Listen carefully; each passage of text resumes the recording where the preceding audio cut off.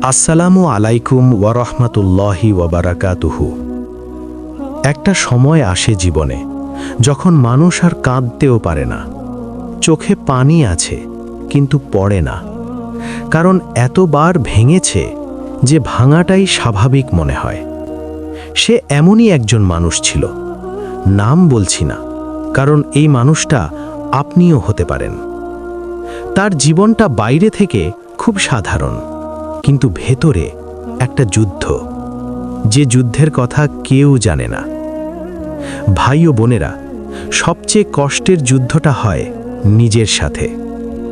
দিনের বেলা সে হাসে, কথা বলে, কিন্তু রাতে যখন সবাই ঘুমিয়ে পড়ে তখন তার বুকের ভেতর অদ্ভুত এক ভার নেমে আসে। সে নিজেকে প্রশ্ন করে, আমি কি আসলেই কোনো কাজে আসি? আমার দোয়া কি কখনো কবুল হবে?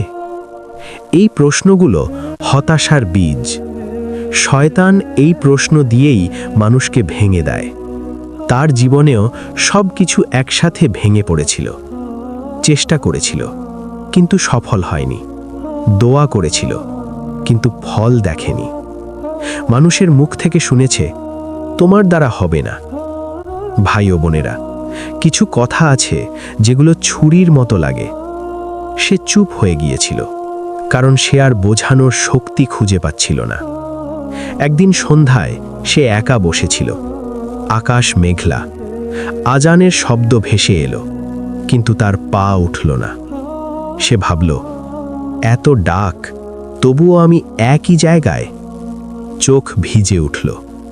সে মনে মনে বলল, হে আল্লাহ, আমি খুব ক্লান্ত। ভাই ও বোনেরা, এই কথাটা আল্লাহ খুব ভালো বোঝেন, কারণ আল্লাহ জানেন মানুষ কখন ভেঙে পড়ে। সে মাথা নিচু করে বসে রইল। তার মনে হচ্ছিল সব দরজা বন্ধ, কোনো পথ নেই। ঠিক তখনই একটা কথা তার মনে পড়ল, আল্লাহর রহমত থেকে নিরাশ হইও না। এই কথাটা তার বুকের ভেতর হালকা একটা আলো জ্বালিয়ে দিল। সে নিজেকে বলল, আমি হয়তো পারছি না, কিন্তু আল্লাহ তো পারেন। ভাই ও বোনেরা, এই এক বাক্যই হতাশা ভাঙার শুরু। সে উঠে অজু করল। ক্লান্ত শরীর, ভাঙা মন, তবুও দাঁড়ালো নামাজে। সে কিচ্ছু চাইল না, শুধু বলল, হে আল্লাহ, আমাকে ছেড়ে দিও না। এই দোয়াটা খুব ছোট কিন্তু খুব গভীর। সেই রাতে তার সমস্যা শেষ হয়নি, কিন্তু তার হৃদয়ে একটা কথা বসে গেছে, হতাশ হওয়া মানে আল্লাহকে ছোট মনে করা। আর সেটা করতে চায় না।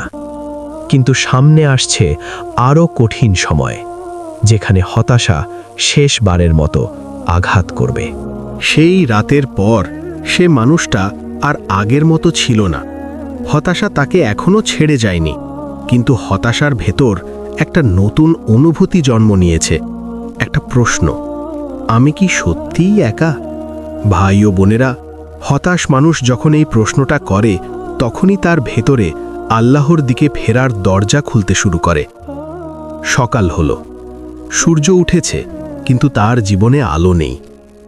সমস্যাগুলো আগের মতোই, ঋণ, ব্যর্থতা, মানুষের কথা, নিজের ওপর রাগ। সে আয়নার সামনে দাঁড়ালো। নিজের চোখের দিকে তাকিয়ে সে নিজেকেই চিনতে পারল না। একটা সময় সে স্বপ্ন দেখত, ভবিষ্যৎ নিয়ে কথা বলতো। আজ সে শুধু ভাবে, আমি কোথায় ভুল করলাম? ভাই ও বোনেরা, এই প্রশ্নটা মানুষকে ভাঙে না, এই প্রশ্নটাই মানুষকে গড়ে। কিন্তু তখন সে এটা বুঝতো না। সে বের হলো বাইরে।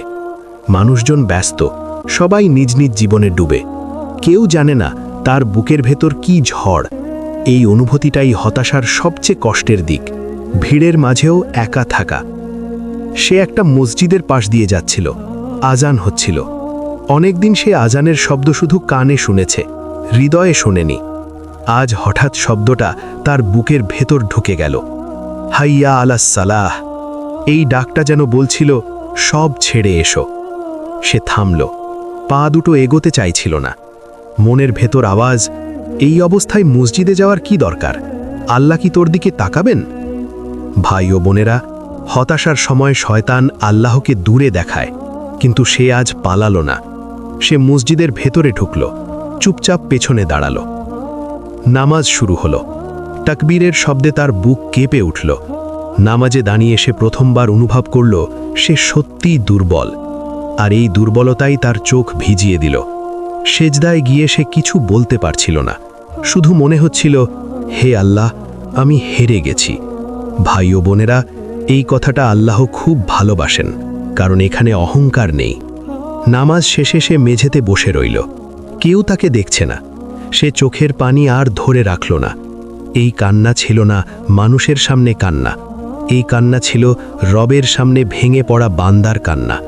সে মনে মনে বলল, হে আল্লাহ, আমি আর বুঝতে পারছি না। তুমি যদি আমাকে না ধরো, আমি ডুবে যাব। ভাই ও বোনেরা, যে বান্দা এভাবে বলে, আল্লাহ তাকে কখনো ডুবতে দেন না। সেদিন মসজিদ থেকে বের হয়ে সে হালকা অনুভব করল। সমস্যা মিটে যায়নি, কষ্ট কমেনি, কিন্তু তার ভেতরে একটা বিশ্বাস জন্মে নিয়েছে, আল্লাহ দেখছেন। এই বিশ্বাসটাই হতাশার দেয়ালে প্রথম ফাটল। দিন যেতে লাগল। কিছুদিন ভালো, কিছুদিন খুব কঠিন, কিন্তু একটা জিনিস বদলে গেছে। হতাশ হলে সে আর মানুষ খোঁজে না, সে আল্লাহকে ডাকে। কখনো চুপচাপ বসে, কখনো চোখ ভিজিয়ে, কখনো শুধু বলে, ইয়া আল্লাহ।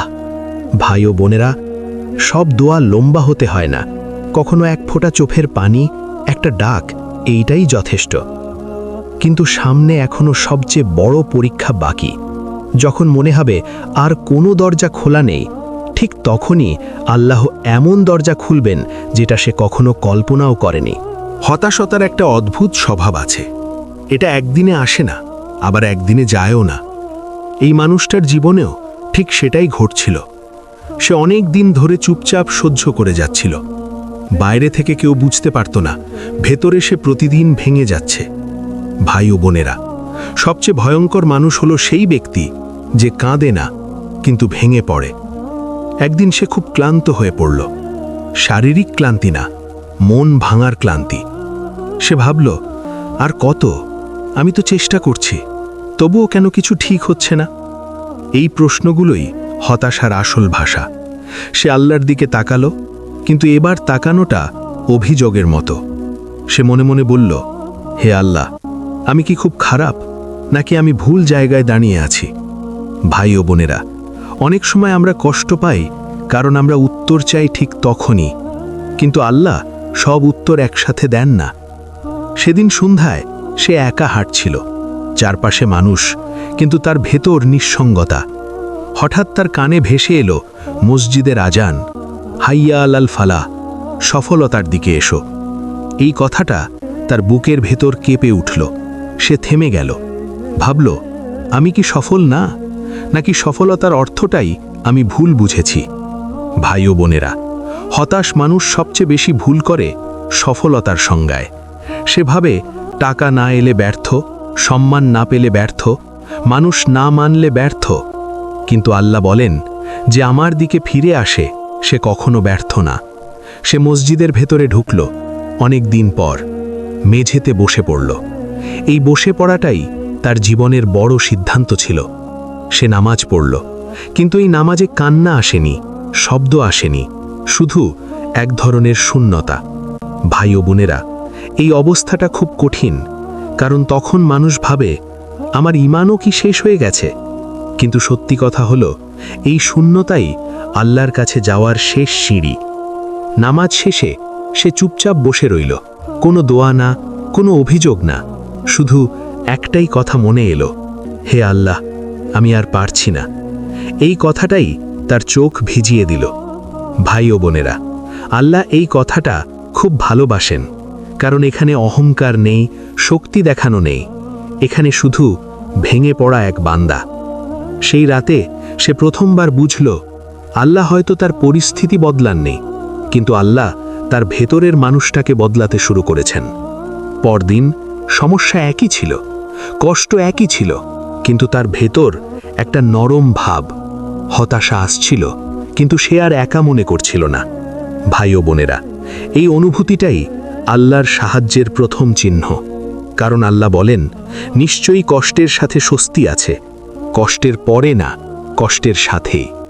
এই মানুষটা তখনও জানত না সামনে তার জন্য একটা বড় পরিবর্তন অপেক্ষা করছে, যেখানে সে বুঝবে আল্লাহ দেরি করেন না, আল্লাহ ঠিক সময়ে সব ঠিক করেন। সন্ধ্যা নামছিল আবার। আজও আকাশের রং বদলাচ্ছিল, কিন্তু তার বুকের ভেতর আর আগের অন্ধকার নেই। অনেক দিন পর সে নিজের ভেতরে একটা স্থিরতা টের পেল।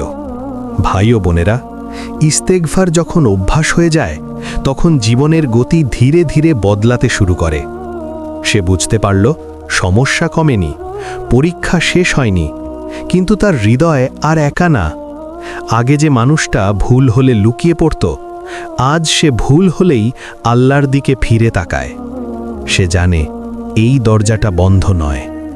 এক রাতে সে নামাজ শেষে বসেছিল, হাত তুলে দোয়া করছিল না, শুধু চুপচাপ বসেছিল।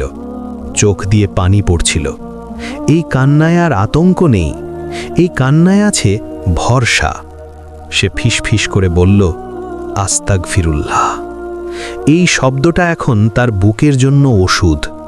ভাই ও বোনেরা, ইস্তেগফার শুধু গুনাহ মাফের কথা না। ইস্তেগফার মানে, হে আল্লাহ, আমি তোমাকে ছাড়া চলতে পারি না। দিন যেতে লাগলো। সে লক্ষ্য করল যে কাজগুলো আগে আটকে যেত সেগুলো সহজ হয়ে যাচ্ছে। যে মনটা আগে অশান্ত থাকত সেটা এখন দ্রুত শান্ত হয়। কারণ প্রতিটা ভুলের পর সে পালায় না, সে ফিরে আসে। একদিন সে নিজের অতীতের কথা ভাবল। চোখে পানি এলো, কিন্তু আজ এই পানি হতাশার না, এই পানি কৃতজ্ঞতার। কারণ সে জানে আল্লাহ তার সব ভুল জেনেও তাকে ফিরতে দিয়েছেন। ভাই ও বোনেরা, আল্লাহ যদি চান না, তাহলে আপনার মুখে কখনোই আস্তাগফিরুল্লাহ আসতো না।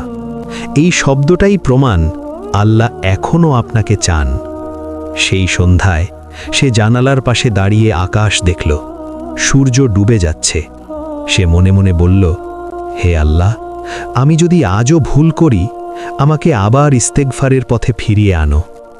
এই দোয়াটাই তার জীবনের সবচেয়ে বড় সম্পদ। ভাই ও বোনেরা, আজ আপনি এই গল্প শুনছেন, এটা কাকতালীয় না। হয়তো আপনার জীবনেও ভুল আছে, গুনাহ আছে, লজ্জা আছে। কিন্তু একটা কথা মনে রাখবেন, যে জিহ্বা ইস্তেগফারে ভিজে যায়, সেই হৃদয় আল্লাহ শুকাতে দেন না। আজই শুরু করুন। একবার না পারলে 10 বার বলুন, 10 বার না পারলে 1 বার বলুন, কিন্তু থামবেন না। আস্তাগফিরুল্লাহ, এই একটি শব্দই আপনাকে আবার আল্লাহর দিকে ফিরিয়ে আনার জন্য যথেষ্ট। যদি এই ইস্তেগফারের গল্পটি আপনার হৃদয়ে লাগে, যদি শুনতে শুনতে আপনার চোখ ভিজে যায়, তাহলে ভিডিওটি লাইক করুন, প্রিয় মানুষদের কাছে পৌঁছে দিতে শেয়ার করুন। আর এমন আরও হৃদয় ছোঁয়া ইসলামিক মোটিভেশন গল্প পেতে চ্যানেলটি সাবস্ক্রাইব করুন। হয়তো আপনার একটি শেয়ারই কারো জীবনে ইস্তেগফারের দরজা খুলে দেবে। আল্লাহ আমাদের সবাইকে বেশি বেশি ইস্তেগফার করার তৌফিক দিন। আমিন।